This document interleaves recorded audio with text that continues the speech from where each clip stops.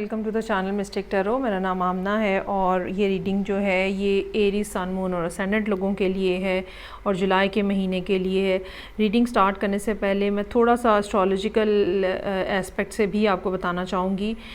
चूँकि मार्स इस टाइम के ऊपर डिबिलिटेटेड है और ये इसकी पोजीशन जो है तकरीबन 20 जुलाई तक रहेगी।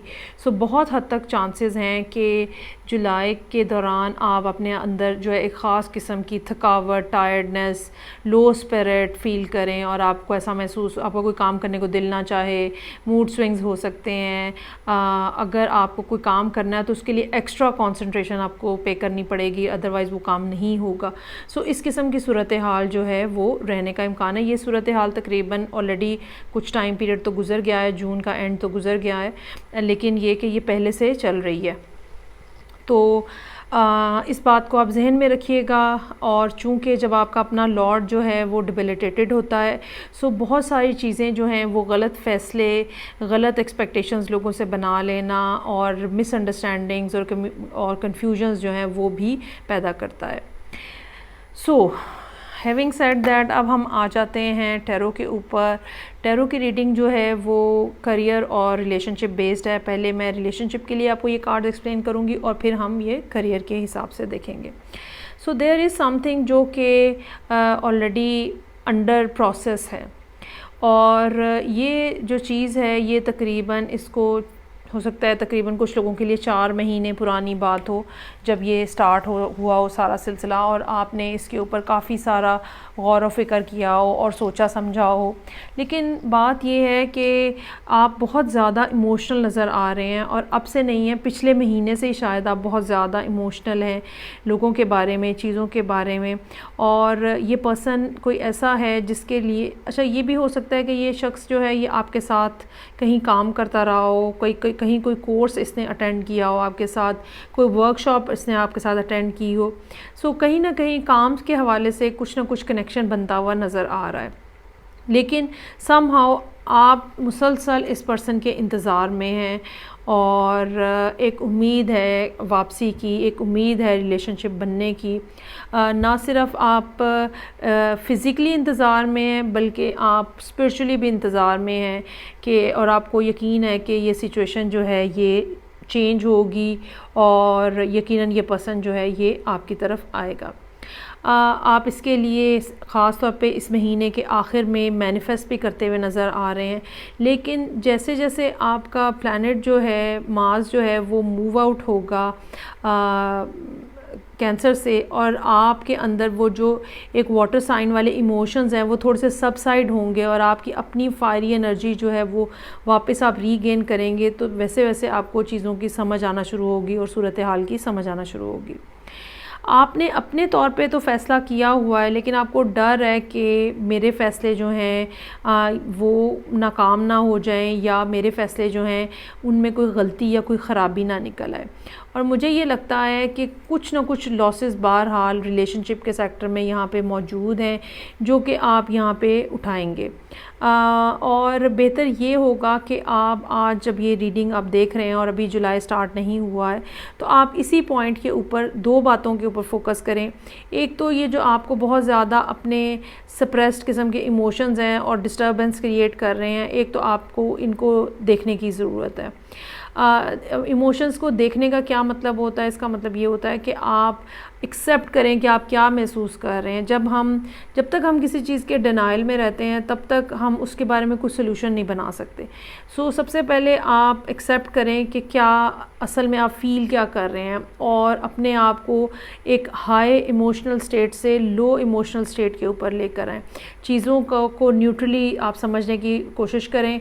और देयर इज़ समथिंग जो कि आपको इस महीने में, जुलाई के महीने में कुछ ना कुछ छोड़ना होगा, कुछ ना कुछ अपनी ज़िंदगी से निकालना होगा।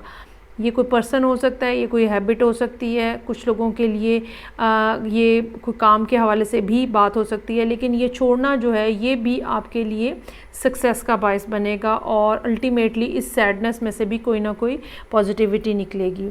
अभी एट द मोमेंट जैसे कि मैंने कहा कि आप अपने अंदर बहुत ही ज़्यादा आप लो एनर्जी हो सकता है फ़ील कर रहे हो और इमोशंस जो हैं वो आपको बिल्कुल काबू किए हुए हों, और यही वो इमोशंस की एक्स्ट्रा इमोशंस हैं जो कि अल्टीमेटली आपको एक पेनफुल सिचुएशन के अंदर आप अपने आप को देखेंगे और आपको लगेगा कि बहुत ज़्यादा लॉसेस हो गए हैं। लेकिन ये बात ज़रूर है कि जितना भी चाहे लॉस हुआ है, आपके पास जब कोई भी चीज़ जब ख़त्म होती है और हम उसको लॉस कहते हैं, तो उसके बाद ही अल्टीमेटली कोई ना कोई नई चीज़ जो है वो स्टार्ट होती है।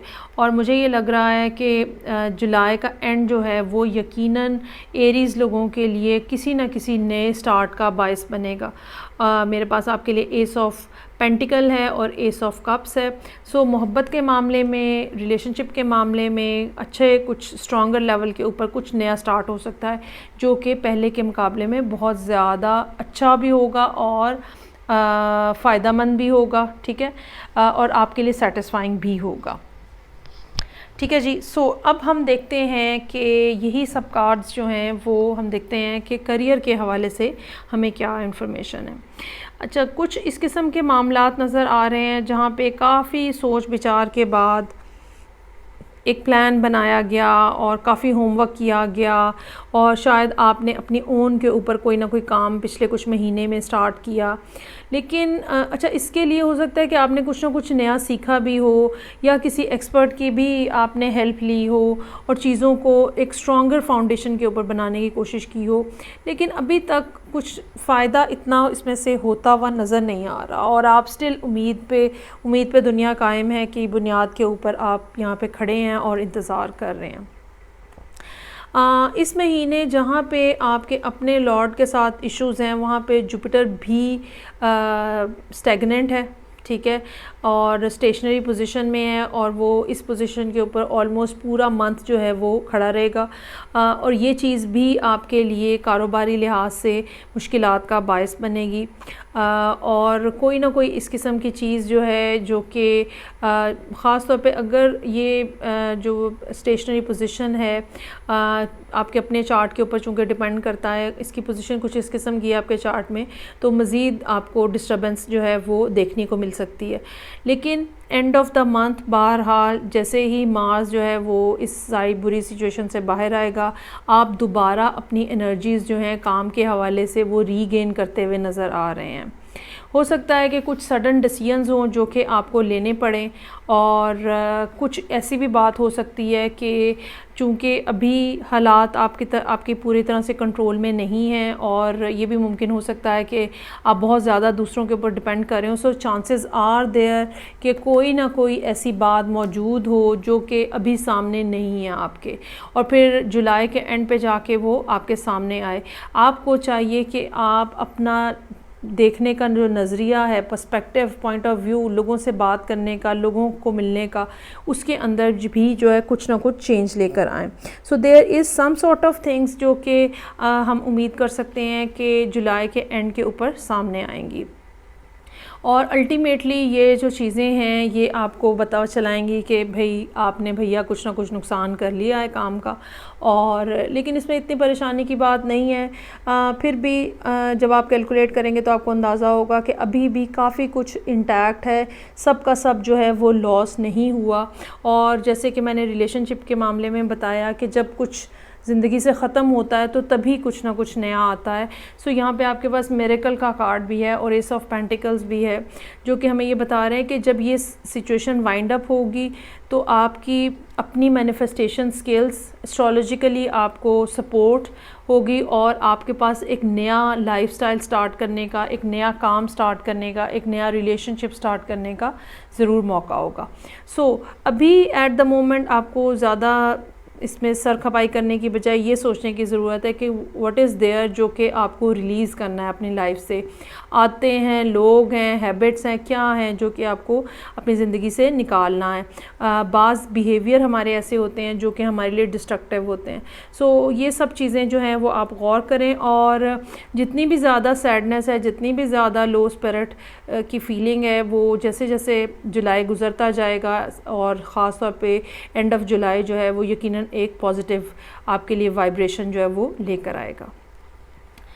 ओके जी, सो ये थी रीडिंग जो कि एरीज़ लोगों के लिए थी। आई होप आपको अच्छी लगी होगी। फ़ीडबैक का मुझे इंतज़ार रहेगा। रीडिंग को लाइक करना, चैनल को सब्सक्राइब करना मत भूलिएगा। मैं आपसे नेक्स्ट रीडिंग के साथ फिर मिलूँगी। तब तक के लिए खुदा हाफ़िज़।